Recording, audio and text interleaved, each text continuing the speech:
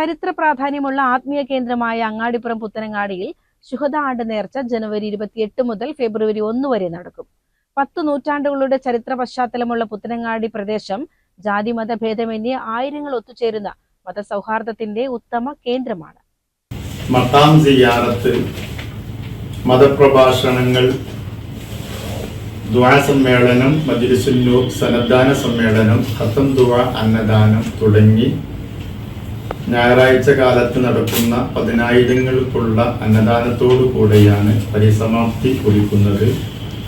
കേരളത്തിലെ അറിയപ്പെട്ട പ്രഭാഷകർ അൽ ഹാഫിൽ സിറാജുദ്ദീൻ ഖാസിമി പത്തനാപുരം, നൗഷാദ് ബാഖവി ചിറയൻകീഴ്, ഷമീർ ദാരിമി കൊല്ലം, സാലിം ഫൈസി കുളത്തൂർ തുടങ്ങിയ പ്രഭാഷകരും ടിപ്പു സുൽത്താന്റെ കാളിയും മമ്പുറം തങ്ങളുടെ ഉസ്താദുമായ അബ്ദുള്ള മുസ്ലിയാർ, പാതാരി പോക്കർ മൂപ്പൻ തുടങ്ങി നിരവധി മഹത്തുക്കളുടെ സാന്നിധ്യം കൊണ്ട് അനുഗ്രഹീതമായ മണ്ണിലാണ് ആണ്ടുനേർച്ച സംഘടിപ്പിക്കുന്നത്.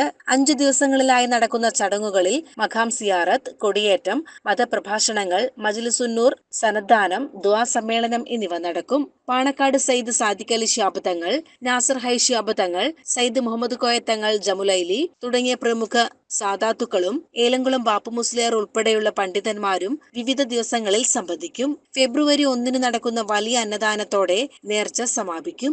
മഹല്ല് president Konderithodi Muhammad Haji, general secretary Pathari Hamsappa Haji തുടങ്ങിയവരുടെ നേതൃത്വത്തിൽ 501 അംഗ സംഘാടക സമിതിയാണ് പരിപാടികൾക്ക് മേൽനോട്ടം വഹിക്കുന്നത്. CCN പെരിന്തൽമണ്ണ.